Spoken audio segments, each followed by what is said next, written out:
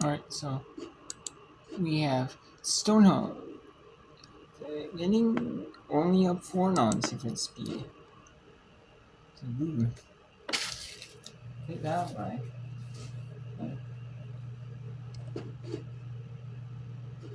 Now it's Linwood 90 over Liberty on the road.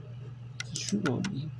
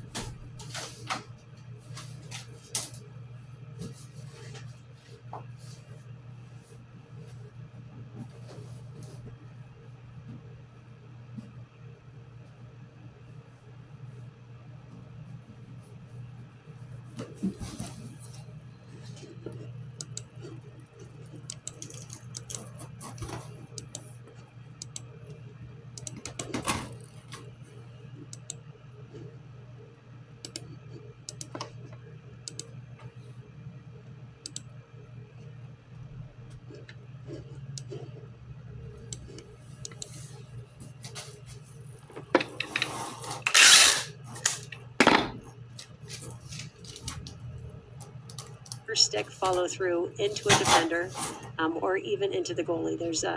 There's you can follow, you can shoot before your feet are in the crease or your stick goes into the crease, but you have to release that ball. But your stick can never hit anyone. So VCU goes player up. What a big turn. Yeah, Davidson loses a goal. They've all at least been able to have a little bit of water and maybe cool off a little bit here as we finish the last 2.5 minutes. Kylie Kozak tries to turn clear. Rams can kill off a pretty good chunk of what remains here. Still up by 5.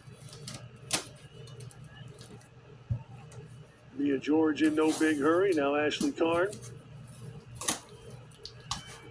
Again, statistically over the year, VCU averages 11 goals per game, and their opponents average slightly more than 11. So this is a really huge game for VCU. Probably one of their best complete games. Certainly they've had amazing quarters, but from opening to end, they've been consistent. They've kept the heat on. They've kept that intensity and that focus and determination alive.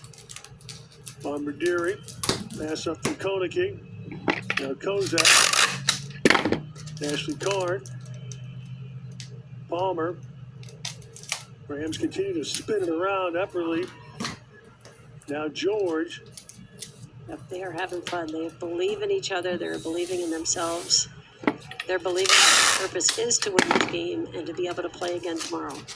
Then as Epperly began to dodge to the cage, a whistle and a free position VCU down to a minute 22. Epperly will take it. She should shoot that. 15 seconds on the possession clock. A good shooting hash. Card in front. And Koenigke with the dagger.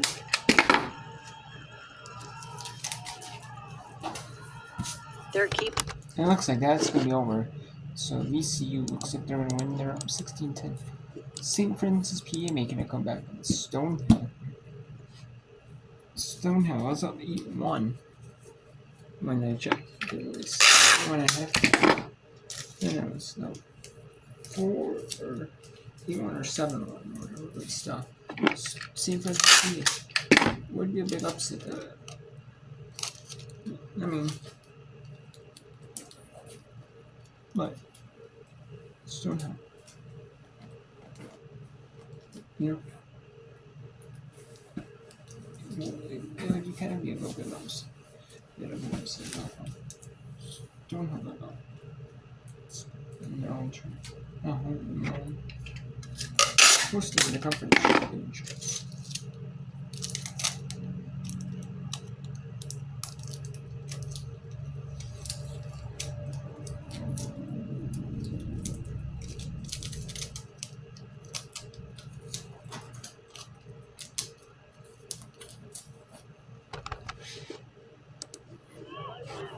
Pass taken by Coughlin. Secured in the crease. St. Francis takes the defensive stand.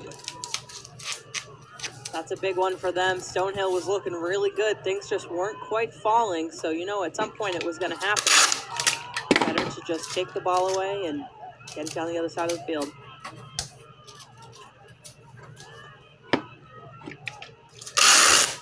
Red flash. Want to see if they can make this a 2-goal game.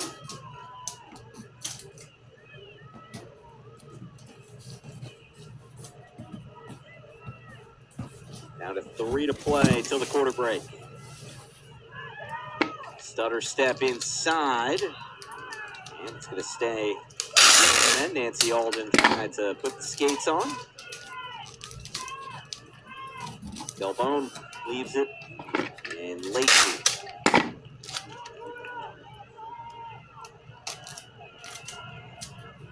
Keeper Tremonte. And there's contact on the way in. It's going to go against St. Francis. Julia Gibbons knocked down, and now. Okay, so let's check our first look at Liberty hosting Lindenwood in the second center. And they're hosting the conference tournament.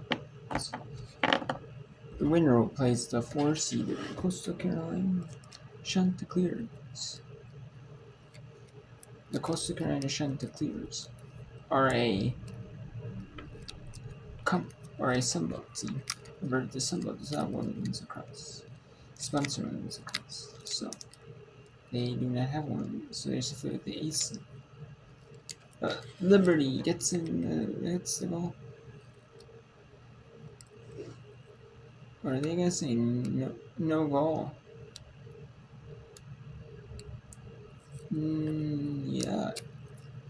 Yeah, no. They call it Liberty goal now. She has a fun goal song there. But we see this ball movement who went all the way through it. VCU beats Davidson 16-10. Okay, so let's bring in the the American game now.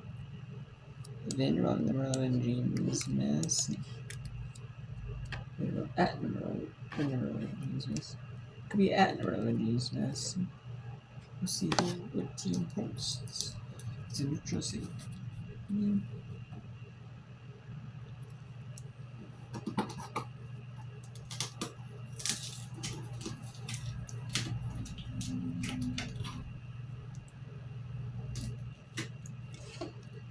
Okay, so they're at halftime right now. And these goals, it's kind of building this momentum, and I feel like Liberty's kind of running away with it. Liberty's won the last 3 draws. Leading by 2, this game at a dangerous venture point for Lindenwood.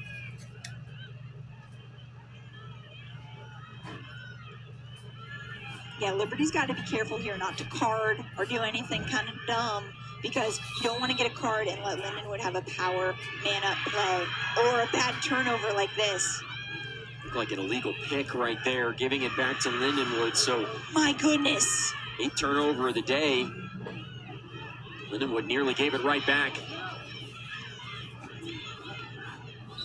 And now we'll get a foul here. That's going to be a green card. See, DJ Sento, like, no shame, but she does kind of throw her body with any type of contact, and I feel like some of the refs buy it and some don't. And there, I just feel like it was kind of like a little bit dramatic, but hey, it's good gamesmanship, you know? Like, she did get the card, so you can give her credit. So Lindenwood now will work a woman up here. Green cards starting to pile up for Liberty. This latest on Jenna Burrow, the co-defensive player of the year in the conference this season. Yeah, it's tough to have Burrow off. She's a captain. She's a leader of the defense. So I can imagine that the defense feels like they have one less pillar when she's not out there. And it does look like they will go to video review on this play. It just feels like sometimes DJ Jacinto, maybe it's just like how fast she runs, like she's speedy or something like that. She kind of throws her body and then it almost causes more contact than would have happened. But still, Liberty has to be careful and not have cross checks or put her in danger. And we are being told that there was a... So let's go back to... Now let's go to Stonehill now as gets the goal back. They're up 9-5.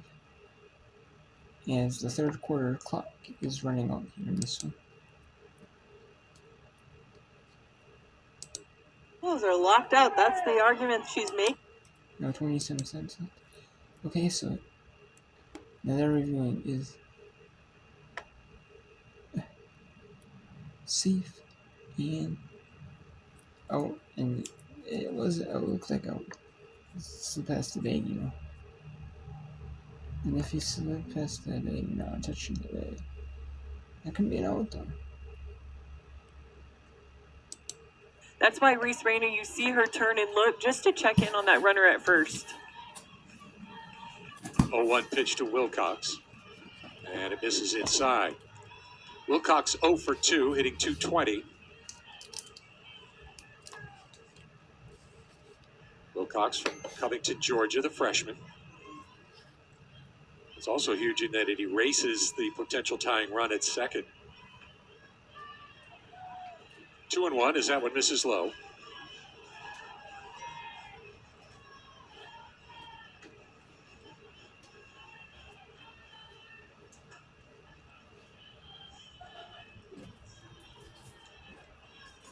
Two-one pitch coming now. Ripped foul past the third base dugout. You see head coach Brittany Miller pointing to fair territory because that was a good piece. Great timing, just a little bit around that ball. She wants her hitter to definitely straighten that one out. News from Hammond, southeastern Louisiana, leading Houston Christian 2-1. I believe that's the third inning. Swing and a miss and a strikeout of Wilcox. That's a huge K for Cadence Williams with the runner on at third and less than 2 outs. Absolutely, a big situation, big pitch. That was really great for McNeese, and it's just kind of tough for East Texas of having less than, well, really no outs, and you get thrown out at second, and then you have a strikeout, so that's just a tough. That one's drilled to left, and it is off the scoreboard for a 2-run homer. Wilcox goes deep. For Aaliyah Wilcox, that's home run number 3, RBIs 8 and 9, and we are tied at 4.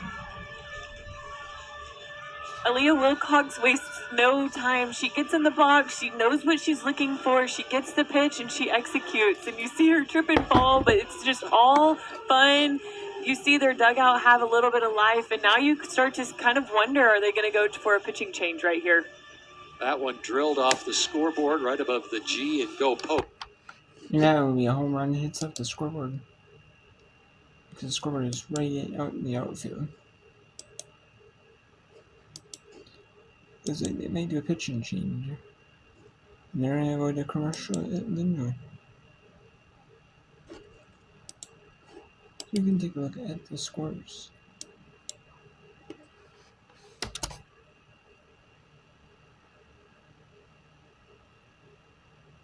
Here we have it's 11-10. Liberty leads over them to 16 third.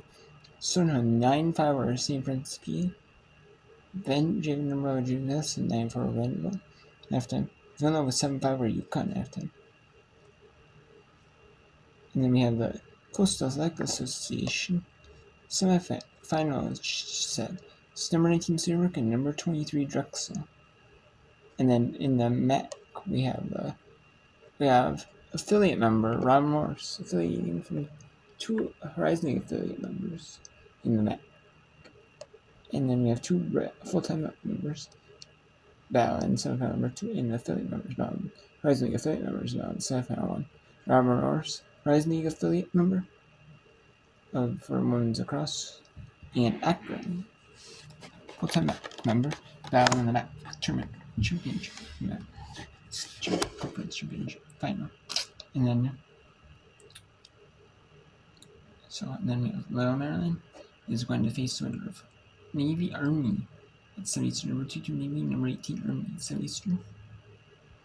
VCU advances to semis. Top 2 seeds get the day off. quarterfinals. The quarterfinals are 2 first rounds. They call it though. VCU beats Davidson 16-10 and Richmond University by 11. Number 2 in Denver faces 28-9. Faces winner of Villanova, UConn at Villanova. Or UConn versus Villanova. So, and then Costa Rica plays winner of Lindenwood Liberty. And then Long Island plays winner of Stonehill seems to be at Stonehill. And then Van Rotten Royal James Astor plays winner of East Carolina South Florida at 7 Eastern. And UCS number 4 Florida plays winner of Arizona State Colorado at 9 Eastern.